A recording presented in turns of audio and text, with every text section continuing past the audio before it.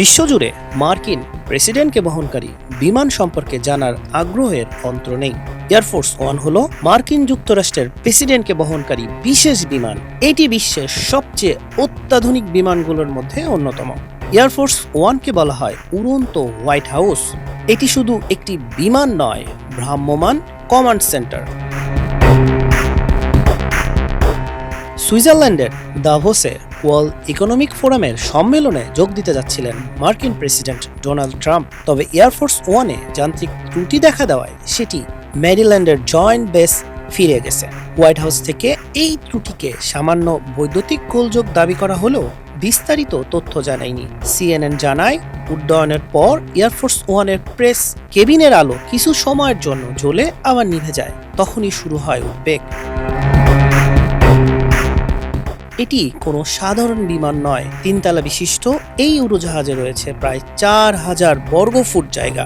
Air force ওয়ানে রয়েছে অত্যাধুনিক ও সুরক্ষিত যোগাযোগ ব্যবস্থা, পারমাণবিক হামলার ইলেকট্রোম্যাগনেটিক পালস থেকেও সুরক্ষা ব্যবস্থা, প্রেসিডেন্টের জন্য আলাদা স্যুট, অফিস ও কনফারেন্স রুম এবং মেডিকেল ইউনিট। পারমাণবিক হামলার সময়ও আকাশ থেকে দেশ পরিচালনার সক্ষমতা রয়েছে এই উড়োজাহাজে। একসঙ্গে 100 জনের খাবার তৈরির ব্যবস্থাও রয়েছে। যুক্তরাষ্ট্রে হামলার মতো পরিস্থিতিতে এয়ারফোর্স ওয়ান একটি ভ্রাম্যমাণ কমান্ড সেন্টার হিসেবেও কাজ করতে পারে। আকাশে জ্বালানি নেওয়ার সক্ষমতা থাকায় এয়ারফোর্স ওয়ানের পাল্লা কার্যত সীমাহীন। এই জন্যই এয়ারফোর্স ওয়ান পরিচিত উড়ন্ত হোয়াইট হাউস হিসেবে। প্রযুক্তিগতভাবে এয়ারফোর্স ওয়ানকে বলা হয় যুক্তরাষ্ট্রের প্রেসিডেন্টকে বহনকারী যে কোনো বিমানকে। তবে এই বিমানটি ব্যবহৃত হয় শুধু বিশেষ বোয়িং 747-200B সিরিজের উড়োজাহাজের জন্য। বিমান বাহিনীর ভাষায় বলে VC-25A। বোয়িংয়ের তৈরি এই বিমানটি অত্যন্ত কাস্টমাইজড।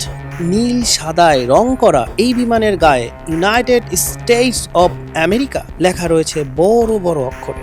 বিমানের গায়ে আছে পতাকা ও প্রেসিডেন্টের সিল।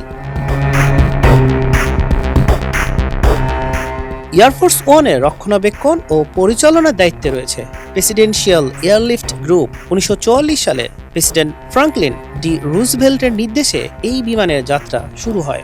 বর্তমানে ব্যবহৃত এই উড়োজাহাজগুলোর প্রথমে যুক্ত হয় 1990 সালে জর্জ H.W. বুশের শাসনামলে। এত সব নিরাপত্তা ও প্রযুক্তির পরও হঠাৎ এই ত্রুটি নতুন করে প্রশ্ন তুলেছে, বিশ্বের সবচেয়ে সুরক্ষিত উড়োজাহাজও কি প্রযুক্তিগত ঝুঁকি পুরোপুরি এড়ানো সম্ভব? হাসান শাহরিয়ার, মানবকণ্ঠ ডেস্ক।